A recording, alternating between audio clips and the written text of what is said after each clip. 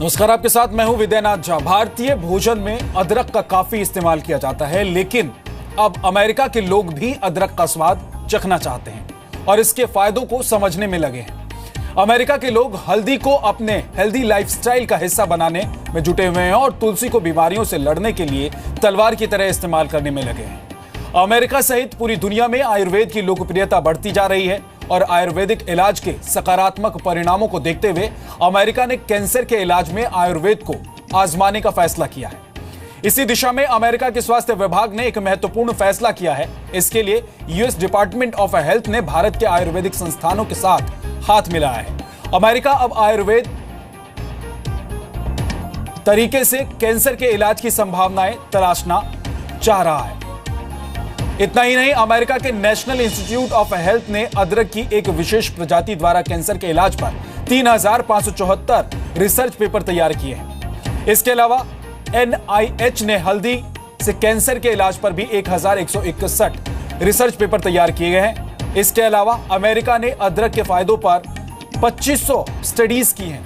America ने सौंफ के फायदों पर 668 पेपर्स तैयार किए हैं और जीरे के फायदे पर 582 तरह के शोध किए गए हैं। आपको यह जानकर अच्छा लगेगा कि अमेरिका में माएं अपने बच्चों को सर्दी जुकाम होने पर अब हल्दी वाला दूध पिलाने लगी हैं। इतना ही नहीं, अमेरिका के कई रेस्टोरेंट्स में हल्दी से बनाए गए अलग अलग तरह के ड्रिंक्स सर्व किए जा रहे हैं। लॉस एंजल्स के एक रेस्टोरेंट में सेब के जूस, लौंग, अदरक, काली मिर्च और हल्दी को मिलाकर बनाया गया एक ड्रिंक इन दिनों बहुत लोकप्रिय हो रहा है। अमेरिका के कई रेस्टोरेंट्स में आपको हल्दी की कॉफी आसानी से मिल जाएगी।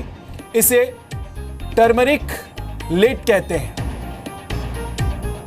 यह एक तरह से हल्दी वाले दूध का अपग्रेडेड वर्जन है, जिसे बड़े बड़े रेस्टोरेंट्स अंग्रेजी नाम देकर ग्राहकों को बेच रहे हैं। भारत में ये ड्रिंक बिकने लगे हैं। अमेरिका में आयुर्वेद की मदद से कैंसर के इलाज पर करीब 8,484 शोध किए गए हैं। इतना ही नहीं, अमेरिका में करीब 3 लाख लोग आयुर्वेद का इस्तेमाल कर रहे हैं और आयुर्वेदिक तरीके से ही जीवन जी रहे हैं। वैसे आपको यह बता दें कि 28 अक्टूबर को जिस दिन पूरे देश में धनतेरस का त्योहार था, उसी दिन भारत में राष्ट्रीय आयुर्वेद दिवस भी था। धनतेरस भगवान धनवंतरी की याद में मनाया जाता है। धनवंतरी को आयुर्वेद का देवता माना जाता है, लेकिन हमारे देश में ज्यादातर लोग धनतेरस के दिन नए बर्तन और नया सामान घर लेकर आते हैं और शायद ही किसी को यह याद रहता होगा कि यह दिन आयुर्वेद के देवता धनवंतरी के याद करने का दिन भी है। फिलहाल दुनिया में जितनी भी चिकित्सा पद्धतियां हैं, वो एक दूसरे के साथ दुश्मन जैसा व्यवहार करती हैं। एलोपैथी की प्रैक्टिस करने वाले डॉक्टर आयुर्वेद और होम्योपैथ को शक की निगाह से देखते हैं, जबकि आयुर्वेद और होम्योपैथ के डॉक्टर्स को एलोपैथी में कमियां नजर आती हैं और इस लड़ाई का नतीजा यह होता है कि कई गंभीर बीमारियों का इलाज नहीं हो पाता। हमें लगता है कि सभी चिकित्सा पद्धतियों को एक दूसरे के लिए पूरक का काम करना चाहिए। यह बात शायद अब अमेरिका जैसे देशों को समझ में आने लगी है और वो मरीजों पर आयुर्वेद के असर को करीब से जांचना चाहते हैं। आयुर्वेद तरह तरह की बीमारियों से जूझती दुनिया के लिए एक वरदान साबित हो सकता है।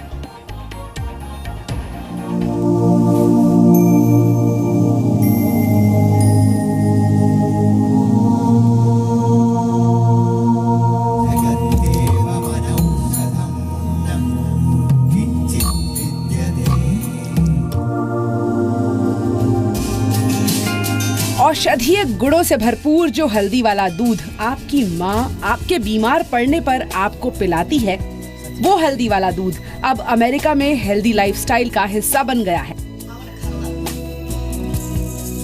जो जीरा भारतीय खाने का स्वाद बढ़ाता है, उसके गुण अमेरिका गा रहा है। जिस अदरक वाली चाय से आपको सुबह सुबह ताजगी का एहसास होता है, उस अदरक का आयुर्वेदिक स्वाद अब अमेरिका भी पहचान गया है। भारत की तुलसी अब अमेरिका के घर घर में पूजी जा रही है। ये तो महज कुछ नाम है। भारत के आयुर्वेद का डंका पूरी दुनिया में बज रहा है। रोजमर्रा की सेहत को सलामत रखने के लिए अमेरिका समेत दुनिया भर के देश आयुर्वेदिक उत्पाद और दवाओं का इस्तेमाल कर रहे हैं।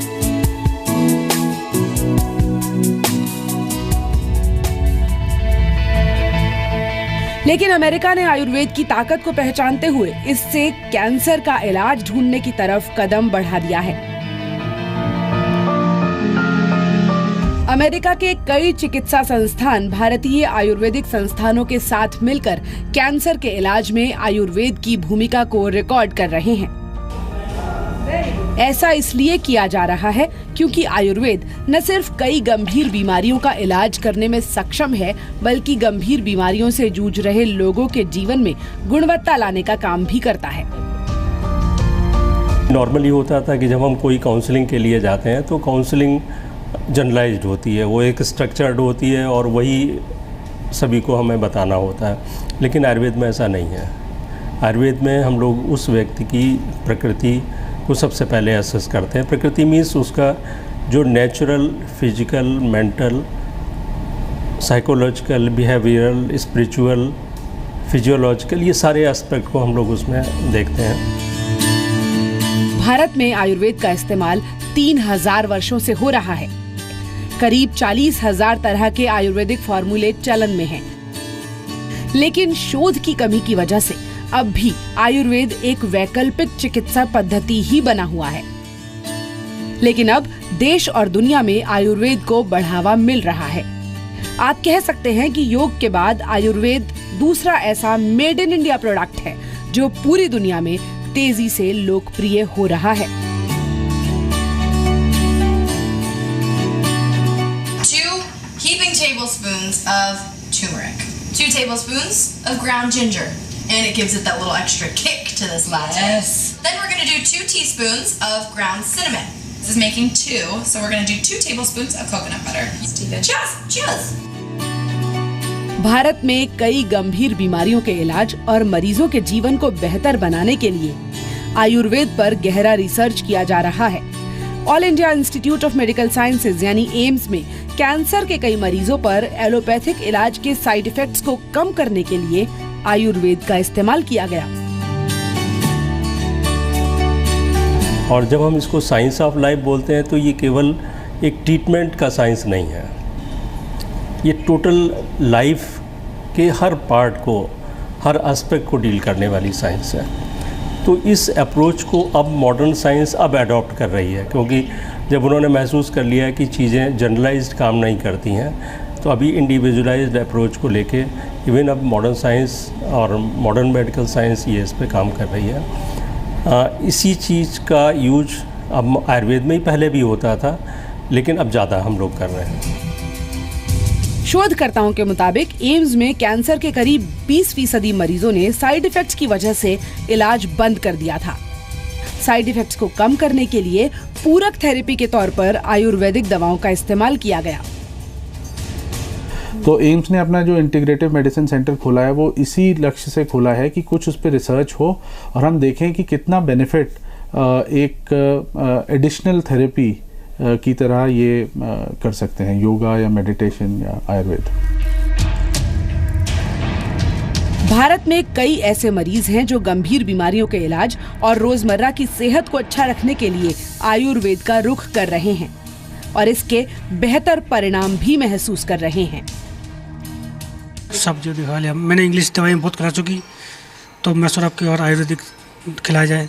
इंग्लिश दवाई नुकसान ज़्यादा करती है, तो मैं सोचा आयुर्वेदिक खिलाया जाए, शायद कुछ फ़ायदा मिले इन्हें। तो लेकिन फ़र्क नहीं, ये ठीक हो जाएंगे, पर टाइम लगेगा।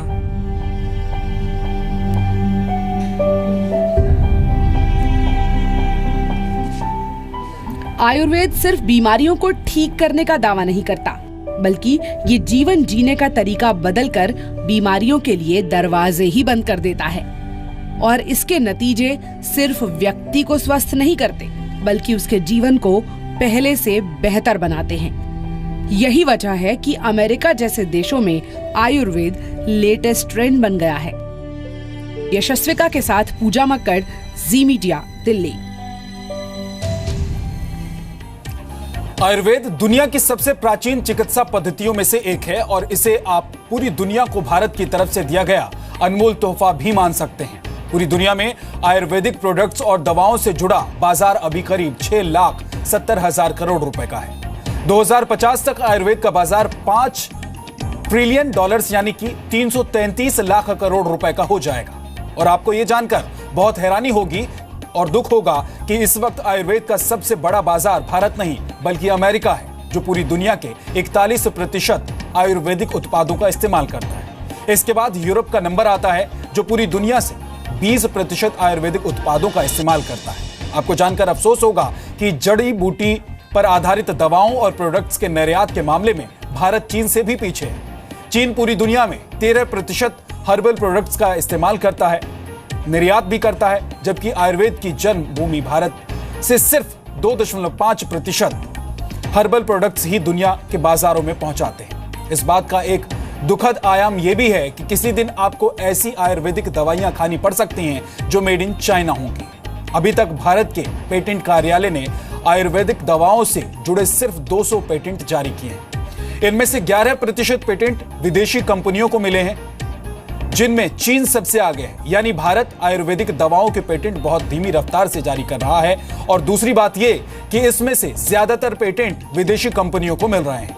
भारत सरकार के आयुष मंत्रालय की डिजिटल लाइब्रेरी में करीब 43,000 आयुर्वेदिक फॉर्मूलों का जिक्र है, लेकिन इनमें से सिर्फ 1500 फॉर्मूले ही बाजार में दवाई की शक्ल में आ पाए हैं।